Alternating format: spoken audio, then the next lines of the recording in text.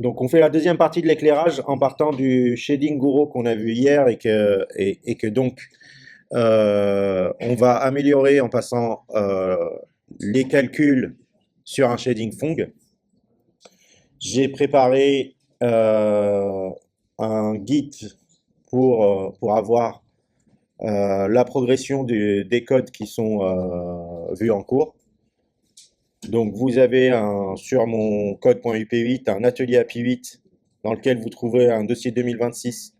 Et là actuellement on est sur l'éclairage. Et donc on était parti du code 1.0 pour arriver au code 1.1 qui est là. Et donc c'est sur cette base-là qu'on va mettre le Phong. Hop.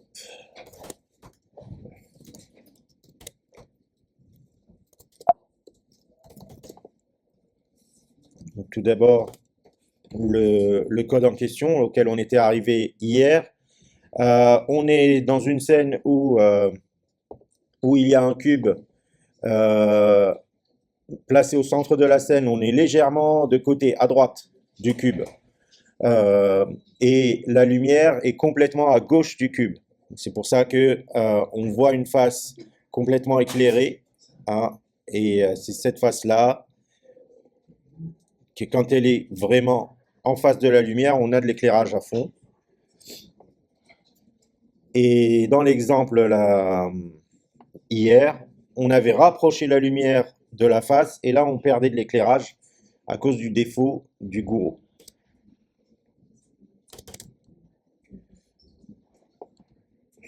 Donc on avait le problème suivant, c'est que donc une face, quand elle a la lumière positionnelle qui est très proche de la face, l'incidence de la lumière sur les sommets produisait donc un angle plutôt droit par rapport au vecteur normal.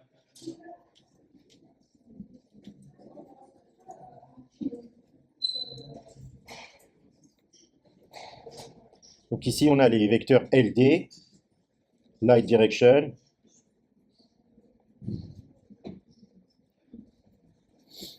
et que du coup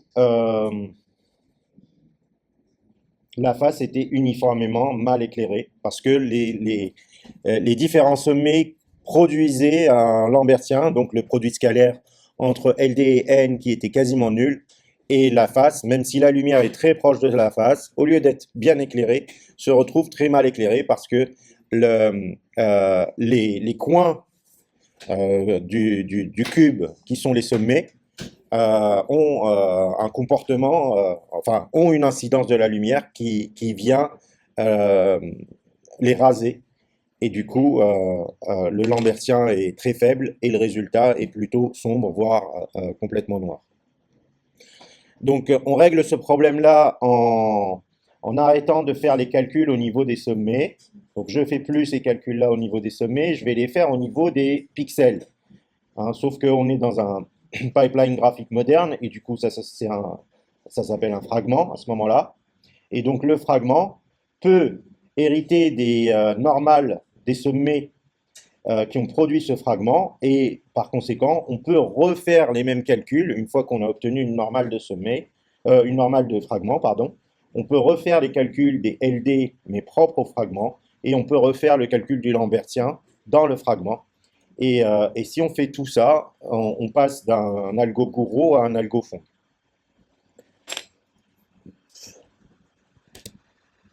Donc dans la pratique, on ne devrait pas avoir trop à toucher au code en C. Principalement, ce qui va changer, c'est le code shader.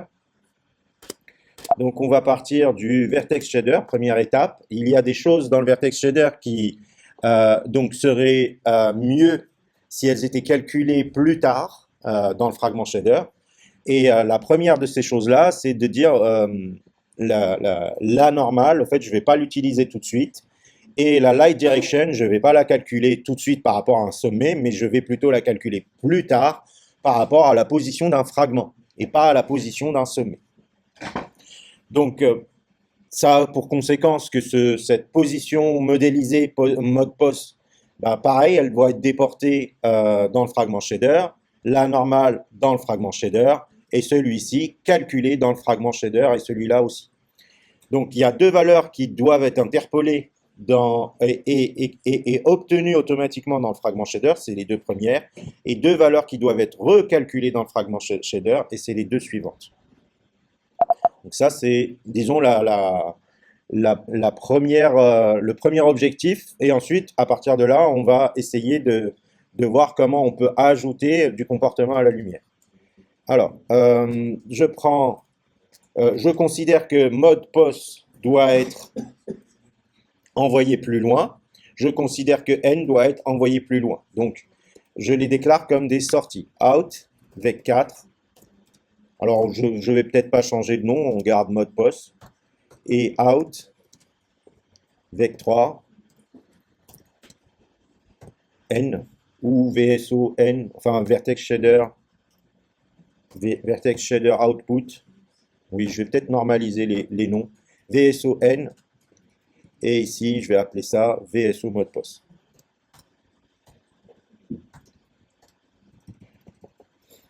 Et donc là, je renomme cette variable VSO mode post. Et celle-là, VSO pour vertex shader output n.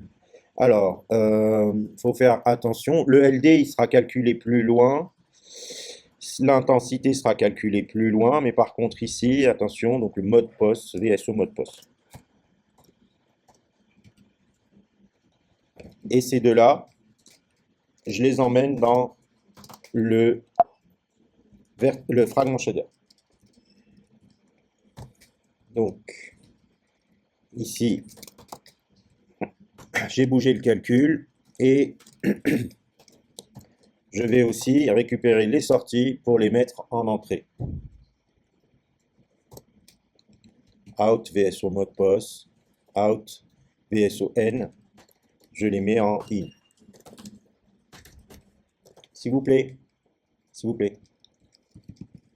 Donc, j'ai donc l'interpolation qui est faite automatiquement entre vertex et fragment. Ça, c'est le module de rasterisation qui va s'occuper d'interpoler des vecteurs. Alors, comment on peut voir ça concernant des vecteurs? C'est pas très compliqué. Ce qui fait que le résultat est moins linéaire qu'un simple gradient, qu'un simple dégradé de couleur, en fait. Hein, ce qui fait que le résultat sera encore plus esthétique et plus proche d'une réalité. Alors, vous imaginez un sommet V0 ici, un vertex, et un sommet V1 ici. Et ils vont être interpolés. Enfin, on va faire une interpolation pour produire des fragments entre ces sommets. D'accord? Si à V0 et à V1, j'affecte une normale N0 et une normale N1, ce qu'il faut voir, c'est que entre ces deux sommets, il va y avoir une interpolation de normale. Alors, j'essaye de faire un dessin un peu représentatif. Où, donc, au centre, ici, le fragment qui sera complètement au centre, la normale, elle sera toute droite. Hein, parce que les deux ici sont un peu de biais. Et que, en fait, toutes les interpolations vont donner cet effet-là. Et on voit que ce n'est pas linéaire. Les résultats ne vont pas être linéaires ici. Et donc, ça va, pour une face qui est droite, comme ça va donner l'impression que la face est bombée. Et donc, ça va donner un côté circulaire à la lumière. Vous voyez, mais là, je triche un peu, c'est quelque chose de bizarre de dire j'ai une face toute plate et je mets deux vecteurs complètement à l'opposé comme ça. Hein, mais justement, hein, c'est ça tout l'art de faire de la 3D temps réel, c'est de trouver les petites astuces qui donnent l'impression que une forme n'est pas ce qu'on a modélisé, mais un peu plus que ça. Donc donner ce côté bombé à la forme, si on veut, bien sûr. Si on veut pas, on peut toujours avoir des vecteurs tout droits et ils seront interpolés tout droit. Donc ça, c'est pas problématique. Mais ça permet aussi de tricher comme ça sur les normales et de donner quelque chose à une surface qui, à la base, ne l'a pas. Hein, donc modifier vraiment la courbure de la surface en trichant sur les normales.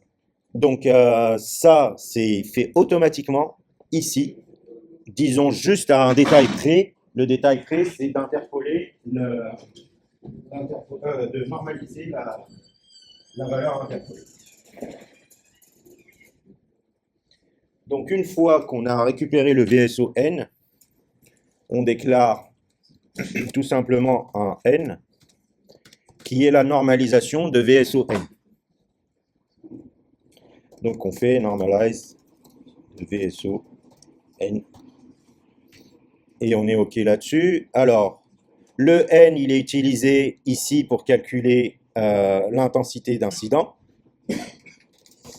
Alors, hop, light vs, intensité d'incident, j'en ai plus besoin ici, je le supprime. Et là, je vais directement le déclarer comme flottant, intensité incident. Je vais changer le nom parce qu'on va rajouter d'autres composantes à la lumière. Hein, cette valeur en fait d'intensité d'incident, elle est utilisée dans ce qu'on appelle la lumière diffuse. Donc, une approximation du modèle de lumière fait que la lumière est composée de trois choses, la lumière ambiante, la lumière diffuse et la lumière spéculaire. Donc là, on parle de l'intensité du diffus. Donc ça va être l'utilisation justement du terme lambertien pour calculer comment est l'incidence de la lumière sur un fragment et comment est rediffusée la lumière. Donc là, le LD utilise mode POS, mais juste, attention, on a un petit souci de nom, donc on le renomme. Et LP, qui est une variable uniforme, n'existe pas dans le fragment shader, mais c'est pas parce qu'elle n'existe pas dans le fragment shader qu'on ne peut pas aller la chercher directement en la déclarant dans le fragment shader. Les uniformes, pour rappel, sont envoyés à toutes les boîtes shader. Je peux récupérer tous les uniformes juste en les copiant ici. J'enlève la déclaration de LP ici juste pour montrer qu'on n'en a plus besoin. Donc dans le vertex shader, voici ce qui reste. Normalement, on est plus ou moins dans la version presque stabilisée. Et dans le fragment shader, dans le vertex shader c'était le précédent, là dans le fragment shader, on va se rajouter les matrices. Vous allez voir, on va peut-être en avoir besoin. Ça dépend comment on va faire les choses. On a la light position, LP. Alors, non, celui-là, j'en ai plus besoin, donc je l'enlève. On a deux inputs, VSO mode POS et VSO N, et on a un seul output, c'est le color. Hop. Je crois que j'ai presque fini, en fait. Diffus. Donc là, on calcule l'intensité du diffus, et on l'utilise dans la foulée sur du blanc. Hein, les objets, pour le moment, n'ont pas leur propre couleur, on met la couleur en dur. Alors, est-ce qu'on a tout ce qu'il faut? Ça me semble cohérent pour le moment. J'ai pas touché au code en C.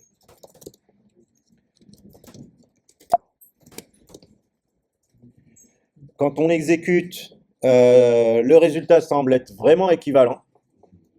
Mais avec le précédent code, quand on rapprochait la lumière de la face à gauche, ici, on avait quelque chose de tout sombre. Alors, on va aller dans le code en C maintenant.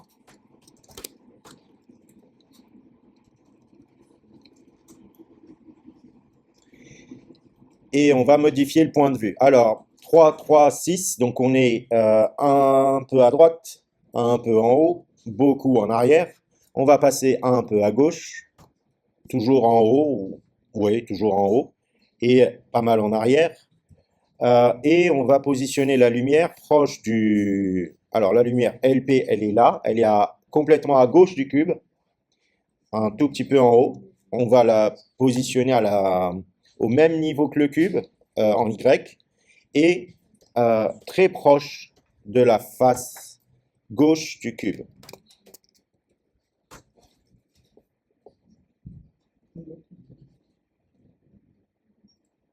Et là, on a le point de lumière qui apparaît et l'éclairage qui donne l'impression d'avoir beaucoup plus de sommet, hein, parce que les calculs sont en réalité refaits au niveau de chacun des fragments.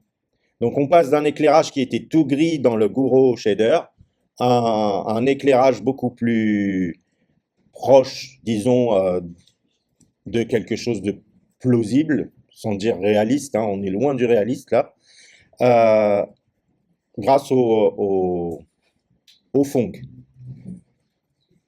Voilà. Donc en termes de calcul, ce qu'il faut comprendre, c'est que avant, on avait ces calculs-là. Donc un produit scalaire et une normalisation, calcul de light direction, qui était fait qu'au niveau du sommet. Combien on a de sommets sur le cube? On en a 8. Donc 8 sommets qui faisaient un calcul, c'était pas cher.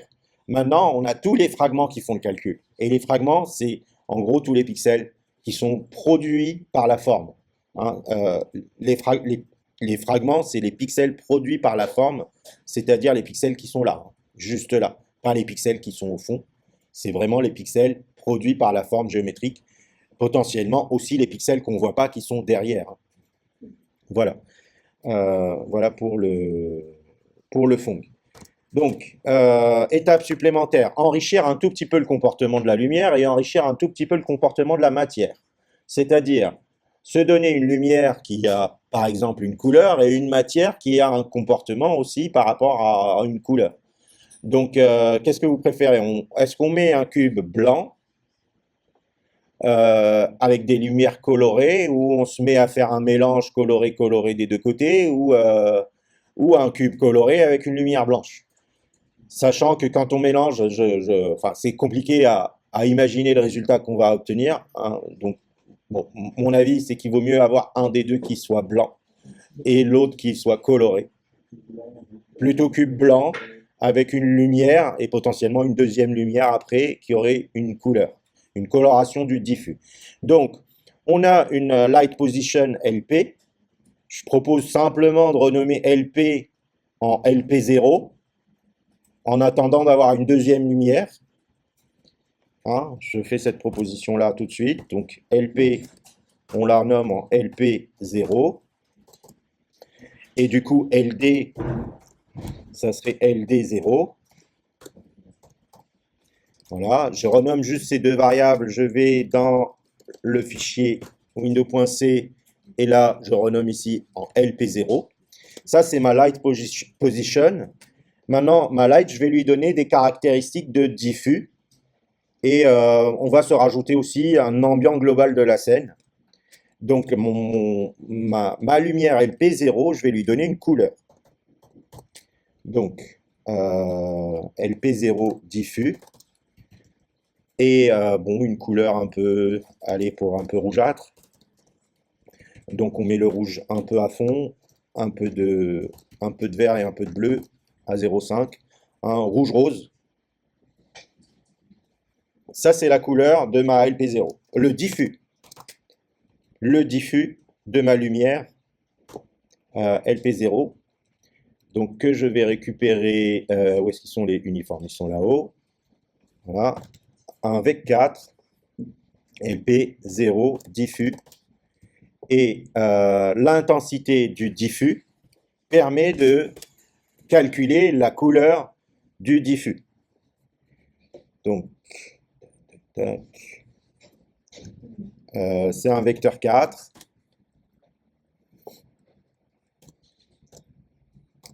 Je calcule une couleur qui s'appelle le diffus, qui est un LP0 diffus fois l'intensité du diffus qui est là. On va l'appeler l'intensité du diffus 0. Intensité du diffus 0. Et ici, pour le moment, on va juste mettre l'intensité du diffus, non, le diffus comme résultat. C'est juste du renommage. Hein, et l'introduction d'une couleur, là, pour le coup, hein, qu'on va récupérer depuis le CPU. Donc, on a ce fameux rouge, rouge qui apparaît. Hein, la couleur qui est envoyée par le CPU, elle est récupérée et utilisée pour être multipliée par l'intensité du diffus. L'objet n'a pas encore de couleur. On avait dit on va le faire blanc. Mais bon, soit on fait rien parce que blanc, en fait, ça revient à multiplier par, à pas multiplier. Soit on rajoute la couleur de l'objet. Comme ça, si après vous avez envie de mettre une autre couleur, vous pourrez. Alors, mais avant d'aller vers la couleur de l'objet, on va parler de lumière ambiante. Euh, et là, on va juste se rajouter une variable qui s'appelle ambient, comme ambient color. Et donc, juste mettre une formule ici qui va mixer l'ambiant et le diffus. Alors, il y a une fonction qui s'appelle mix en GLSL. Donc, en GLSL, vous avez la fonction mix qui vous mixe un paramètre x avec un paramètre y selon une pondération a.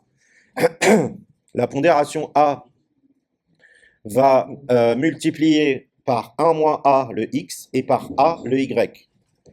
Donc, si je veux que, par exemple, le diffus représente 80% du calcul de mix, donc je fais une mixture entre l'ambiant et le diffus à 0,8.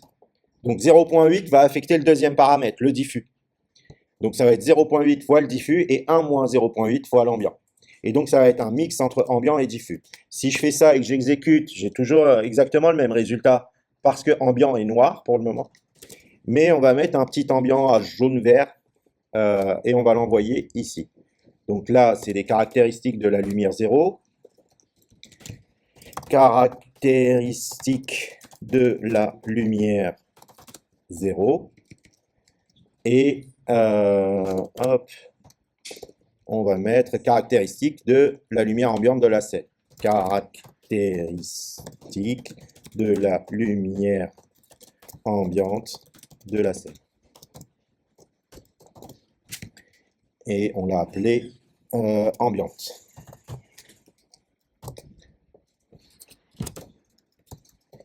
Et on a dit un petit vert jaune, je sais pas, 9.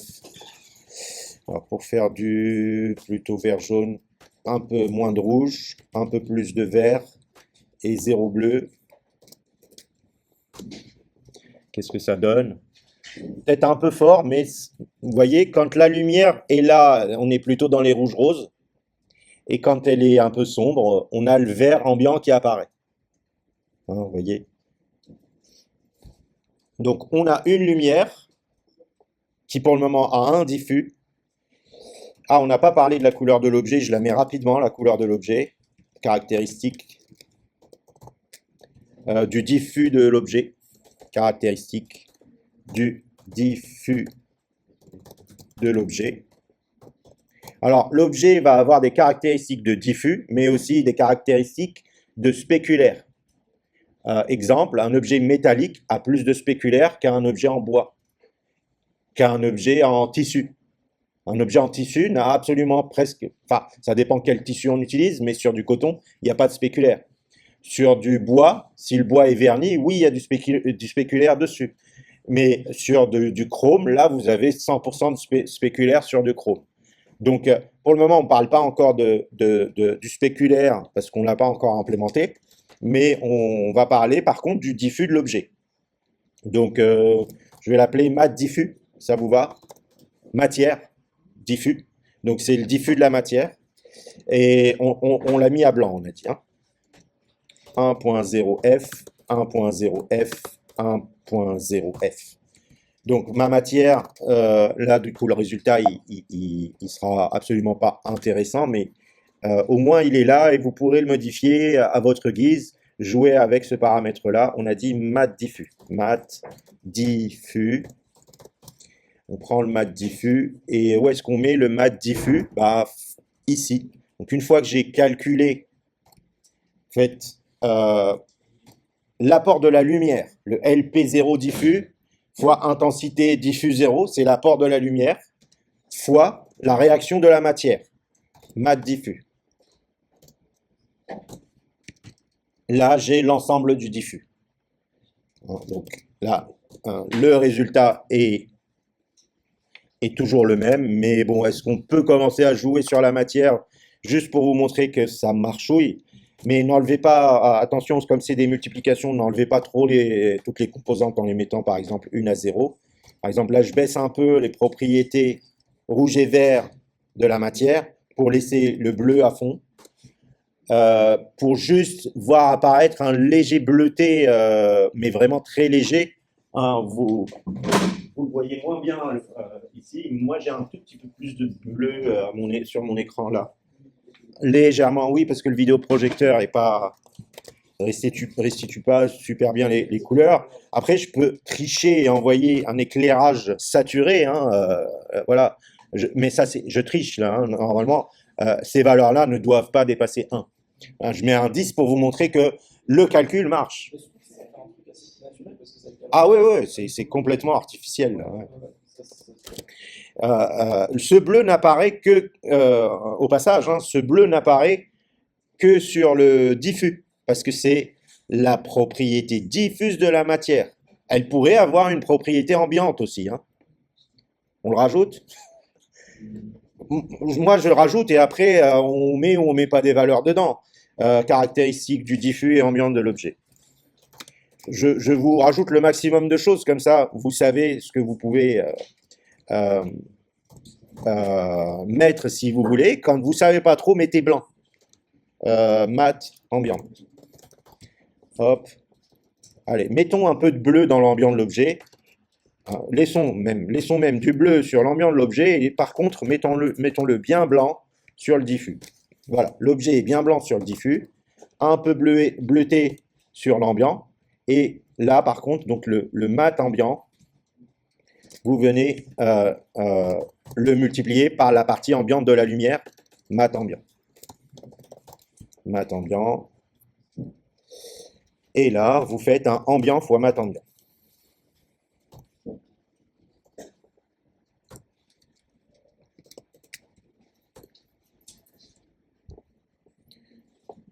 Ça se voit, mais vraiment, ça se voit pas presque. En réalité, ça se voit pas trop. Ça a un peu assombri l'objet, parce qu'il a perdu un peu de son vert. Parce que la lumière ambiante, elle est plutôt verte. Alors, regardons la lumière ambiante ici. Où est-ce qu'elle est? Elle est un peu plus dans les verts, elle n'a pas de bleu. Oui, donc non. Alors, soit on lui met un peu de bleu, elle est plutôt dans les verts jaunes, soit on lui met un peu de bleu, et là, le bleu apparaîtra. Oula, il est fort. J'ai mis un peu trop de bleu.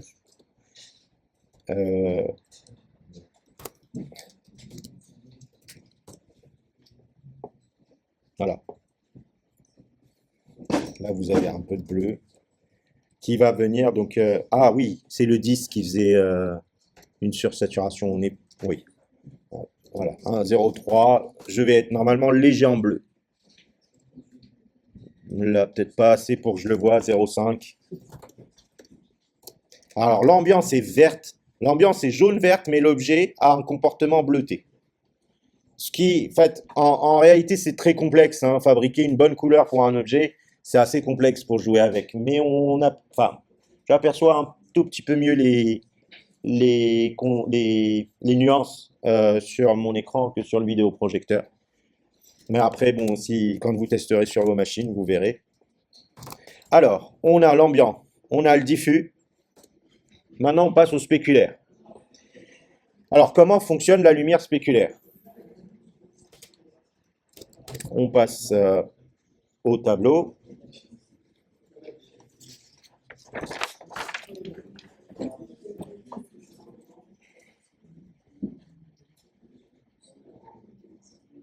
Donc, vous avez une surface. Vous avez une surface, vous avez une lumière. La lumière va éclairer la surface, elle brille dans toutes les directions. Et on va regarder un point en particulier de la surface. Donc la lumière a une incidence sur la surface, qui est là. Et quelque part par ici, il y a la caméra ou l'œil qui regarde la scène. D'accord? La lumière spéculaire, c'est en gros comme si cette surface était un miroir et que, par contre, un miroir, mais qui ne reflète pas les objets, il reflète juste les lumières. Donc ce miroir est capable de renvoyer la lumière vers l'œil. D'accord? Alors, ce renvoi de lumière vers l'œil doit être extrêmement concentré pour donner l'effet spéculaire. C'est-à-dire, il ne faut pas avoir une énorme tache de lumière ici vue par l'œil, il faut juste avoir un point de lumière. comme si la source de lumière allait se concentrer là. Donc, pour faire ça, on a le LD, évidemment, parce que ici, c'est bien LD dont il s'agit.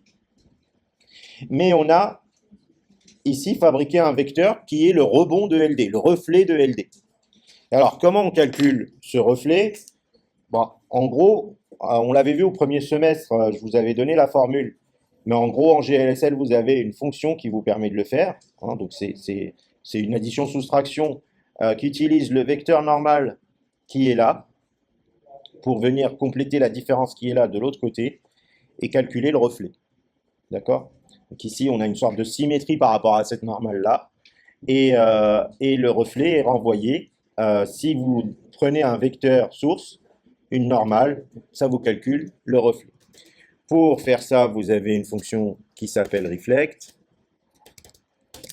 toujours en GLSL. Hein, vous verrez aussi qu'il y a que la formule correspondante, c'est celle-là. Hein. C'est le vecteur incident moins 2 fois le produit scalaire de la normale et de l'incident fois le vecteur normal, qui vous donne au fait le complément, le vecteur complément de l'autre côté. Il n'y a pas un schéma, enfin, là, vous avez d'autres schémas ici de comment calculer les reflets, mais de toute manière, l'idée c'est d'avoir le même angle mais de l'autre côté. Et vous avez de toute manière la fonction qui prend en paramètre l'incident, le vecteur normal et qui renvoie le reflet. Voilà. Donc une fois que vous avez calculé le reflet, qu'est-ce qu'on en fait du reflet? Eh bien, il faut comparer ce vecteur R avec ce vecteur V. Alors V comme vue. Ok? La vue et le reflet. Qu'est-ce qu'ils ont ces deux vecteurs? Un peu comme d'habitude, quoi. L'idée, c'est que quand ils sont face à face, on est OK. On veut du 100% de reflet. Hein, donc face à face, ça veut dire quoi? Ça veut dire, est-ce que finalement V, enfin non, plutôt je vais prendre l'autre, est-ce que finalement R est dans la même direction que moins V? Voilà. Est-ce que R et moins V sont dans la même direction? Dans ce cas-là, j'ai une tâche spéculaire et sinon j'en ai pas. Donc la tâche spéculaire, c'est encore une histoire de collinéarité, donc de produit scalaire entre moins la vue et le vecteur R. Alors, à un détail près, c'est que ce produit scalaire, quand vous avez un vecteur qui va à peu près dans la même direction qu'un autre, vous avez ici une grande valeur quand même. Hein. Si vous faites la projection de l'un sur l'autre, vous êtes à 0,8, 0,9. Hein. Vous êtes à peu près à 0,9 ou 0,8, ce qui est pas mal pour une tâche, alors qu'il commence à dévier. Le spéculaire, on ne veut pas qu'il soit très présent. On ne veut pas que la tâche soit trop grosse. Hein, pour simuler un spéculaire raisonnable, il faut le concentrer. Donc, si je dessinais la courbe des produits scalaires, j'ai en réalité, dans le produit scalaire, c'est un cosinus. Comment ça? Ah, vous voyez pas le bout où je suis, c'est ça? Donc, si vous dessinez la courbe d'un produit scalaire, plus les vecteurs sont proches, plus la valeur est grande. Mais je vais la prendre en sens croissant. Plus les vecteurs sont perpendiculaires. Donc, perpendiculaire, on est à 0, et on va vers collinéaire, on monte vers 1. De cette manière-là. Vous voyez? C'est un quart de cercle. Donc, ici, on a une collinéarité. Là, l'angle entre les deux, il est à 0. Là, l'angle entre les deux, il est à 90. Et là, la valeur, elle monte à 1. Et elle part de 0 et elle monte à 1. Ok? Ça, c'est la forme de la courbe. Ça vous fait des grosses taches blanches. La tache blanche, elle est là. Hein, sur tout l'intervalle qui est proche de 90. Ça fait une énorme tache. Moi, je veux réduire la tache, donc je veux que cette courbe-là ne ressemble plus à ça, mais plutôt à ça, qu'elle monte, mais à la toute fin ici. Je veux qu'elle descende ici. Donc, ce produit-là, en fait, il va falloir l'élever à une puissance. Et c'est ça que vous retrouvez parfois dans la littérature sous le terme de shininess. Et cette puissance, c'est genre 100 ou 200, hein. Donc, vous faites vraiment une puissance du résultat avec un facteur 100 ou 200, avec une constante 100 ou 200 pour votre lumière spéculaire. Non, j'ai oublié quelque chose dans l'histoire. J'ai oublié de parler de V. V, je l'ai sorti de mon chapeau. On est d'accord que V, c'est peut-être quelque chose dont je ne sais pas trop. Où est ce V?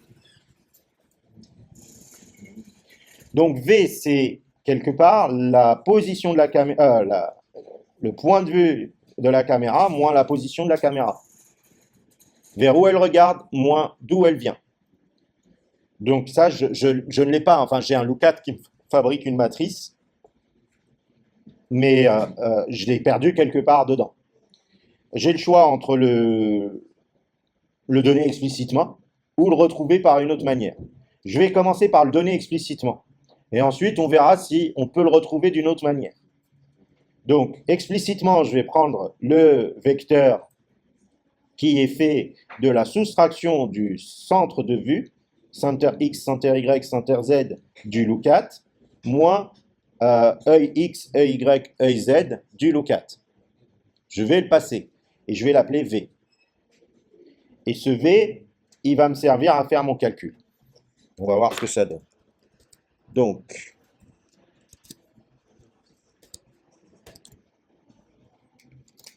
je vais dans la partie C. Ici, vous avez l'endroit d'où je regarde, les trois premiers paramètres, et l'endroit vers lequel je regarde, les trois suivants. Donc, c'est les trois qui sont là, moins les trois qui sont là, mon vecteur V, ce qui fait une inversion des trois premiers, en fait. Donc, pour le moment, je vais faire une version un peu, disons, pas très dynamique, plutôt écrite en dur. Et je vais vous envoyer donc ce vecteur V. On va se l'envoyer comme ça, comme un grand V qui est un vecteur 3 dimensions. Il faudra qu'on le normalise juste, mais ça, c'est pas très important. Donc, moins 3.0, je mets 3.0. 3.0, je mets moins 3.0. J'inverse juste les positions de la caméra. Et 6.0, je mets moins 6.0. Et c'est trois paramètres, hein, cette fonction. Voilà. Donc, j'envoie un uniforme 3FV. Et je le réceptionne ici. Uniforme vec3 V. Ok. Je commence les calculs spéculaires comme je l'ai fait sur la feuille. Alors, on nous a dit d'abord calculer le reflet de la lumière. Alors, c'est par rapport à LP0, donc on va l'appeler R0. Vec3 R0 qui est le reflet de la lumière LP0. Donc, en réalité, le reflet de LD0, du coup. On a la fonction reflect de qui de LD0 selon quel vecteur normal? Petit n. C'est ça, hein? Ok. R0, c'est le reflet de LD0 selon petit n. Ok. On considère que c'est comme sur la feuille. Et après, on a dit, on fait le produit dot. Sur la feuille, il y a écrit le dot entre moins V et R. Et ça, c'est la quantité de spéculaire. Je vais l'appeler intensité de spéculaire 0. Float, intensité spéculaire 0. Égale dot entre moins V et R0. Alors, j'ai pas trop détaillé sur ma feuille, mais attention, le produit scalaire peut être négatif. Négatif, j'en veux pas. Je veux clamper la partie négative. Parce que derrière, je vais faire une puissance. Un nombre négatif, par exemple, puissance 2, il devient positif. Donc attention, donc clampez bien le résultat. clamper entre 0 et 1 ce résultat. Et une fois que vous l'avez clampé, élevez-le à une puissance assez grande, du genre Po du résultat, puissance 200. Et on espère avoir une tâche en fonction de cette valeur-là. On va voir tout de suite. Donc ici, vous avez le calcul d'une couleur ambiante. Le spéculaire, il s'ajoute. Imaginez un objet tout noir, mais chromé. Son diffus est noir, enfin, il ne diffuse pas de lumière, mais par contre, il reflète, il a un effet miroir de la petite lampe qui est quelque part et qui tombe. La lumière tombe dans votre œil et donc vous la voyez. Donc cette intensité du spéculaire, vous la multipliez par une couleur blanche. Pour le moment, on va prendre une couleur blanche pour le spéculaire, le temps de donner des propriétés spéculaires à notre vraie lumière LP0. On croise les doigts, surtout moi. Oula. Alors, peut-être c'est bon, peut-être c'est pas bon du tout. Je rappelle que notre lumière, elle est très proche. C'est plutôt pas bon, mais bon, on va voir où est-ce qu'on pourrait avoir un souci. Donc, je vais commencer par remettre raisonnablement la lumière un peu plus loin. Alors, où est-ce qu'elle est la lumière? LP0. On va l'éloigner. 5.5. Non, clairement, là, le spéculaire est très, très grand. Ah oui! Ah, on a oublié quelque chose. Yes. Au moins, enfin, je sais au moins un truc que j'ai oublié de faire. C'est de normaliser V. Un V n'est pas normalisé. Normalize le vecteur V. Je l'ai fait à la main et avec de la flemme et j'ai dit on va le normaliser. Là, on n'a plus rien. Ok. C'est peut-être normal. Après, il faut que l'œil tombe pile sur la lumière. Faut qu'il y ait une sorte de tiens, je te vois dans le miroir en fait. Donc, je vais rapprocher la lumière en espérant qu'on va avoir plus de chance pour la voir. Voilà. On voit le spéculaire de la lumière qui se balade sur la forme. Voilà, elle est assez proche, c'est pour ça qu'elle est suffisamment grosse. Si on l'éloigne un peu, oui. Mais du coup, ma question, ça va être de comprendre personnellement comment jouer sur le. Bah oui, la shadiness, la roughness et la. Il n'y a pas de roughness là pour le moment. Ah, bah, la shadiness et la. Il diffuse? Et le diffus, bah. Donc en fait, en plus, bah, justement, oui, avoir ces rendus facilement comme dans Blender, métallisés. Bah, là, pour le coup, pour avoir le métallisé, il faut justement qu'on rajoute une propriété spéculaire à la matière et éventuellement à la lumière. Même si La lumière aussi. la lumière peut avoir euh, surtout une couleur de spéculaire. Ce que je vois de l'ampoule, au fait. L'ampoule, la lampe que j'ai en face de moi, quelle est la couleur qui est visible dans le miroir? En quelque sorte, c'est ça que ça dit. C'est pas quelle est la lumière diffusée par la lampe, c'est plutôt quelle est la couleur de la lampe. Ce qui peut être plus ou moins la même chose, mais on se laisse la liberté d'imaginer et de laisser ouvert toutes les possibilités. Donc la lumière a une couleur spéculaire et la matière a un comportement spéculaire aussi. Donc ici, il faudrait que notre caractéristique de la lumière, on lui ajoute une caractéristique spéculaire, LP0 spéculaire, ou spéculaire. Voilà, on va mettre un spéculaire, son diffus, il est rose. Un spéculaire bien rouge. Enfin, bien rouge. Je veux dire, 30% de rouge et 0 du reste. Donc, la tache de ma lumière, elle est rouge. Le diffus de ma lumière, il est rosâtre. Enfin, j'essaye d'inventer une propriété pour ma lumière. Et là, mon matériel, je lui invente une propriété spéculaire aussi. Et du coup, qu'est-ce que je dis? Est-ce que mon cube, c'est du chrome? Là, clairement, c'est du chrome, 100%. Ou est-ce que mon cube, c'est du bois verni et je sais pas, à ce moment-là, je descends à 50% partout.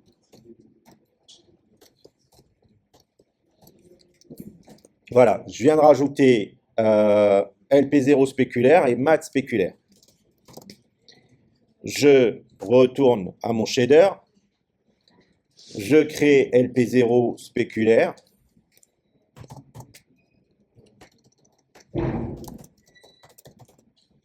Je crée mat spéculaire.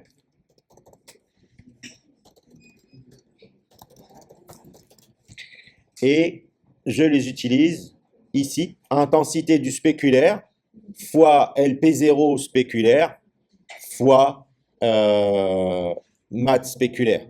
Mais on va tout simplement ici calculer la composante spéculaire plutôt, avec 4, le spéculaire égale intensité du spéculaire 0 fois LP0 spéculaire.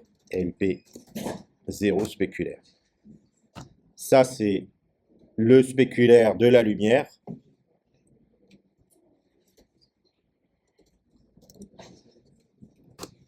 Que je multiplie par pas le malloc, mat spéculaire, le spéculaire de la matière.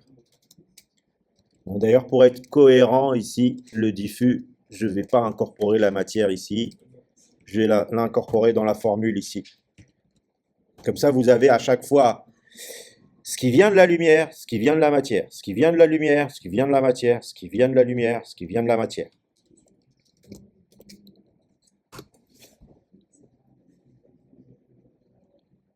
Voilà. Vous la voyez, la petite tache rouge? Voilà. On a une petite tache rouge de spéculaire. On aurait pu très bien la faire d'une autre couleur, hein. Mais c'est pas cohérent. Après, il faut être spécialisé dans la matière et dans la lumière, en fait, pour travailler. Et c'est vraiment une spécialité, je veux dire, artistiquement, quoi. En modélisation 3D, il faut bien travailler l'éclairage pour avoir quelque chose qui paraît plausible. Et souvent, ce qui est le plus physique est pas nécessairement le plus plausible ou le plus utilisé par les artistes. Hein, les artistes, des fois, utilisent des choses complètement fausses physiquement, mais qui marchent bien, et qui permettent. Hein, c'est pas forcément les bonnes règles qui donnent les meilleurs résultats. Plutôt, je dirais pas c'est pas bien les règles, mais c'est pas forcément les voilà. Juste une dernière chose. Parce qu'on n'a pas complètement, enfin, je ne suis pas 100% satisfait à cause de ce V là. Ce V que j'ai dû un tout petit peu bricoler ici pour l'obtenir. Où est-ce qu'il est? Où est-ce qu'il est? Où est-ce qu'il est? Il est là. Hein, j'aimerais bien l'obtenir d'une autre manière. Alors, mais je suis même pas sûr. D'habitude, j'ai une approche un peu inverse. Hein, je vous avoue. D'habitude, je fais tous mes calculs dans l'espace modélisation vue. Et je ne fais pas mes calculs dans l'espace juste modélisation. Alors, je vous explique comment on pourrait s'en sortir à calculer correctement le point de vue de la lumière sans avoir forcément le vecteur lumière. Le vrai vecteur lumière dans le modèle, c'est-à-dire dans la scène modélisée. Comme si vous étiez dans Blender et que vous êtes dans Blender, vous avez les repères et vous voyez où est la caméra. Elle est là et elle regarde dans cette direction, etc. Donc l'idée, c'est j'ai pas cette info. Moi, c'est ça mon V que je cherche. Je cherche ce vecteur-là et j'ai pas envie de l'envoyer à la main. Alors, je peux aller bricoler dans le lookat pour qu'il me l'envoie. Effectivement, je peux le faire. Parce que dans le lookat, j'ai tout ce qu'il faut pour qu'il me l'envoie, en fait. Hein. Je peux bricoler la fonction lookat pour qu'il le fasse. Et là, ça sera, disons, propre. Mais j'ai, je l'espère, une autre solution. Alors, cette autre solution, c'est, une fois que ce monde-là, ça c'est, vous êtes dans le monde modélisé, après matrice modèle. Si ce monde, vous lui appliquez la matrice de visualisation, donc vous passez dans le plan de la caméra, d'accord? vous êtes à la place de la caméra. Quand vous êtes à la place de la caméra, qu'est-ce qui reste? Hein, il reste au fait que la caméra est quelque part ici, elle regarde, donc derrière vous, vous avez les Z positifs, et elle regarde vers les Z négatifs. La caméra, en réalité, hein, c'est la dernière étape avant la projection. On est d'accord?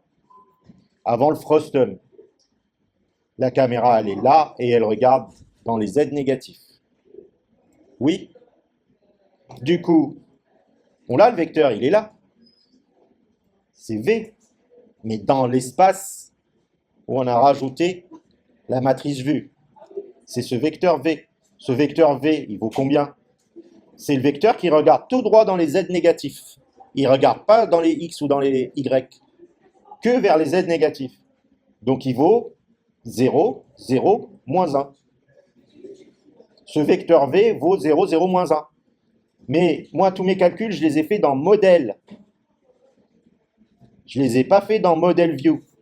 Si j'avais fait tout dans model view, alors ce V que j'ai ici marche très bien dans cet espace-là. Mais moi, cet espace, mon V qui marche dans cet espace-là, j'aimerais l'avoir qui marche dans le sous-espace qui est là. Juste modèle. Donc je veux quoi? Défaire V. Comment on défait une matrice?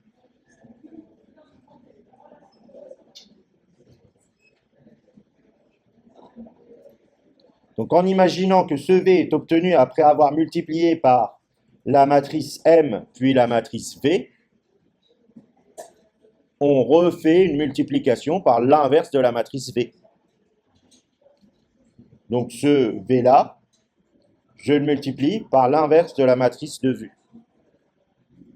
Et je suis censé obtenir un V, pardon, et je suis censé obtenir un V, un nouveau V, qui est dans l'espace modèle. Dans l'espace modèle.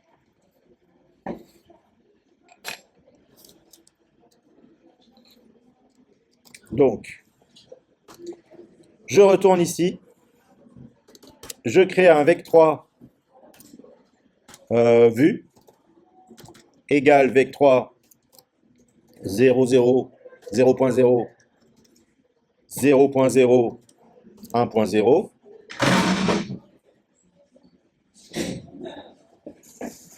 Moins 1.0. Moins 1.0.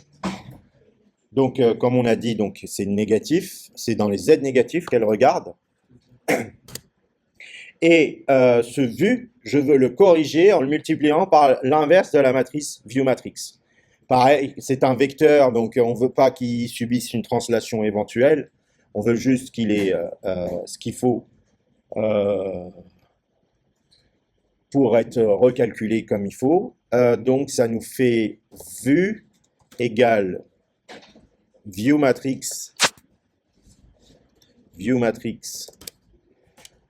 fois vue, pardon, ViewMatrix moins 1, donc inversé. Inverse de ViewMatrix fois vue. Par contre, ici, il va falloir compléter par 0.0.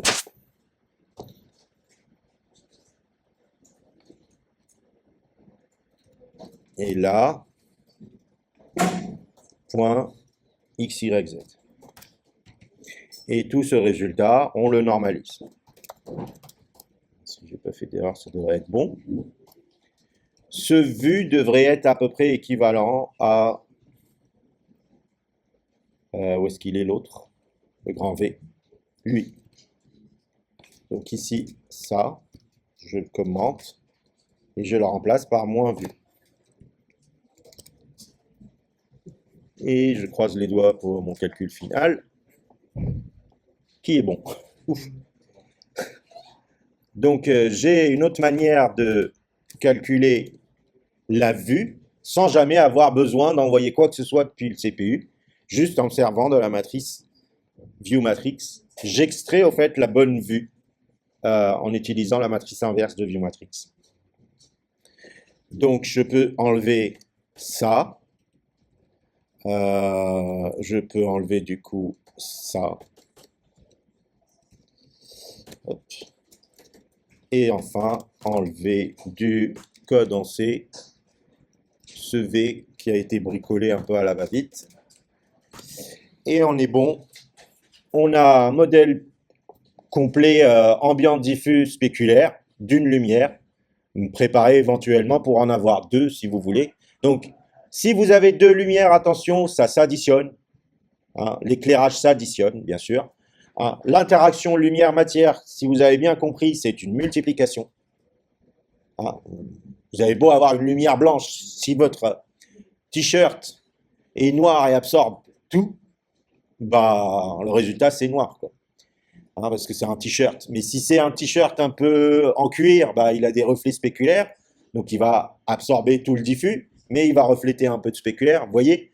Voilà. L'interaction lumière-matière, le diffus, c'est une multiplication. Le spéculaire se calcule et s'additionne au reste. Et puis l'ambiant, c'est une sorte de grosse approximation, hein, bien sûr, qu'on mélange globalement avec le diffus à 20-25%. 20-25% d'ambiant, hein, ce qui est écrit un peu en dur ici. Hein, donc ça, vous pouvez le mettre sous la forme de paramètres, ça, vous pouvez le mettre sous la forme de paramètres, et le reste est déjà OK. Donc vous avez deux trucs que je vous ai mis, je vous ai laissé en dur, mais vous pouvez les mettre sous la forme de paramètres. Comme ça, vous avez un modèle complet d'éclairage. Voilà. Donc avec ça, on revient à un modèle complet d'éclairage sur base de Phong. OK? Et la prochaine étape, ça sera de rajouter le normal mapping.